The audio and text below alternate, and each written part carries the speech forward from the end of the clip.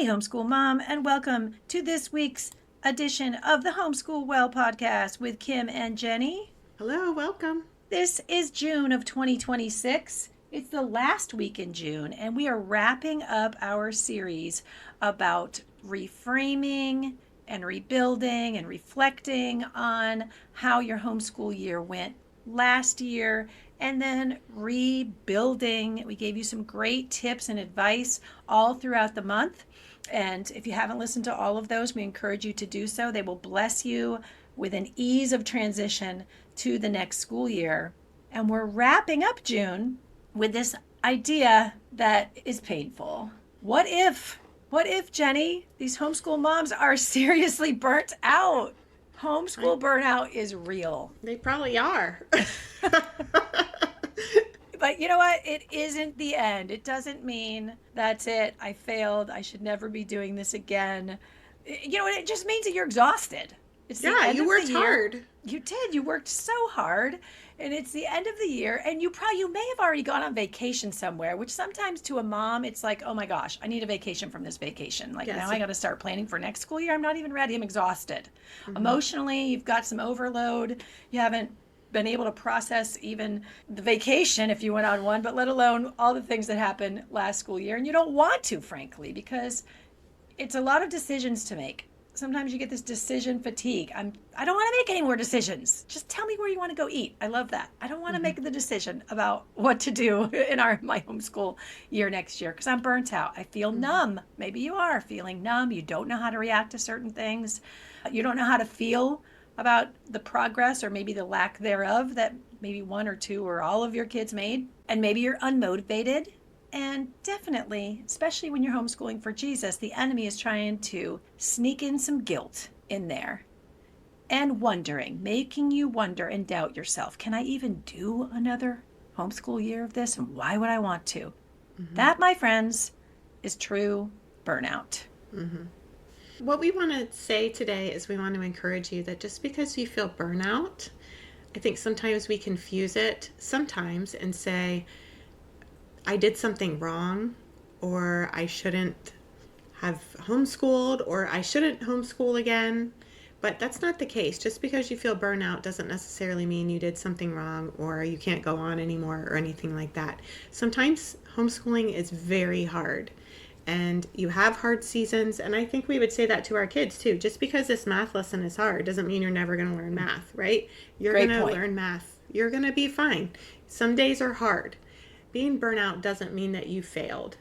It means that it was hard and you need to rest. Yeah. And clear your head and get your mind ready for the next year. Later. Yeah. Not now, later. You need to take a rest.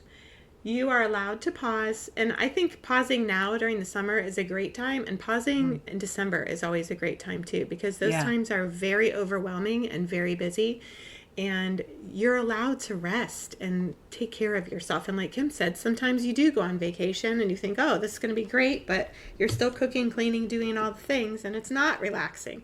So you need to find a way to relax for a little bit this summer before you start the new thing, and find a way that is relaxing to you, not necessarily dragging your crew across the country on a vacation or something. And we wanted to encourage you with this verse that we love, and actually I'll let Kim read it. And just know that God never asked you to carry everything perfectly. He doesn't ask us to take on all these things. In fact, the opposite. Right, yeah. Kim, you're going to read this verse that you just shared yesterday with our community. It was part of the devotional that I read in the morning, and I made this little drawing. I've been trying to create a drawing every day, just a quick little thing. It is Matthew 11:28-30. Come to me, all you who are weary and burdened, and I will give you rest.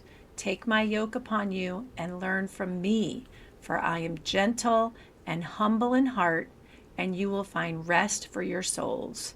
For my yoke is easy and my burden is light. And as part of my drawing, I wrote the opposite words and put big X's over them, because God doesn't want in this scripture. He's telling us all these great words he wants for us, right? Gentleness, humbleness, rest, easiness, lightness. Here's the opposite feelings that I want you also to discern in your life and say, this doesn't need to be in my homeschool world or any part of your world, really. Rough, if things feel really rough and tough, arrogant, hard, and heavy. Ugh. Yeah. So we just want to ask you, who do those come from, right? Those are coming from the enemy, those opposite words. And this scripture right here says, you know what? I'm going to take care of you. I'm going to take care of your burnout. We're going to do the homeschool thing together. But you do need to put on my yoke for a little bit here until you're filled up again to be able to be energized to get going. I was just visualize me handing all these things, like putting my hands out and being like, okay, here they are. He says, come to me. Take it. I'll take it. I love your visuals, like the net thing with the sin and then the giving of your hands. I love that. All the hard stuff. Yeah, all the burnout. Just, yeah. It'd be like a handful of fire and it doesn't even hurt you because you're giving it to the king. That's right. So we want to give you 3 tips for how to handle this in your family, in your homeschool, in your life. And number 1, take a real break before planning. A real break. Not a crazy vacation, a real break. Give yourself some time to go for long walks so you can think, or lay around by the pool for a little bit if you can get someone to watch your kids, or something where you have some thinking time and some actual rest time. Okay, and don't sneak in like looking on Pinterest and Instagram for curriculum. Like that's not a real break. We're talking about fasting from the burnout. Yes, that's a good point. Yes. Number 2 is to avoid making any crazy, impulsive curriculum decisions right now. Don't even think about it. You just need a break. So there are no quick fixes. And you don't want to blow money that you don't need to do when you haven't even had time to sit and think and reflect and take a rest. So first you need to rest your mind. Do not buy anything. And number 3, and this is huge, is reconnect with your why. Why did you start homeschooling in the first place? Why am I teaching my kid such and such subject in this way? What do I need to teach my kid? All the whys about homeschooling. Like, you need to really sit down and think about these things and remember why you started doing the things you started doing in the first place. And we have a blog on this actually that we wrote a while ago. I think it was a couple of years ago. And it's called Know Your Why, Choosing What to Teach in Your Homeschool. And we will drop that in the show notes. But just thinking back to the deep reasons why you decided to do this in the first place and why you chose what you chose to teach them.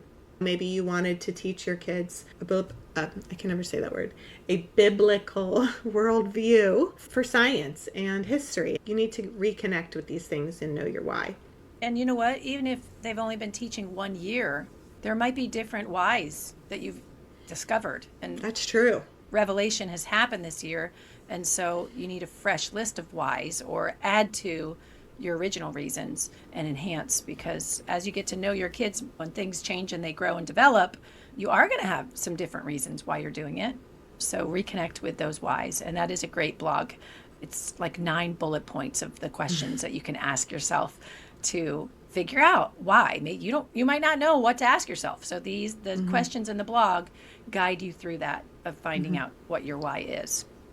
And that is a shout out to Jenny and her organizational skills of making bullets. I love it. It's bullet points, right? I'm the bullet girl.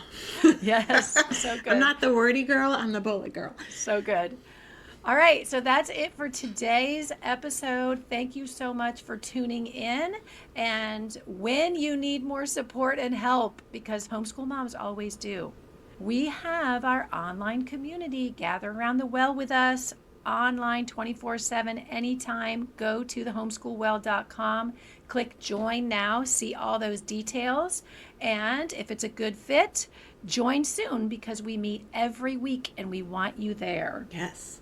Hey, before we go, we need to make sure that you know about our new homeschool partnership. It's for a small group of homeschool mamas who need intensive support. Those with a passion and a desire to homeschool their children.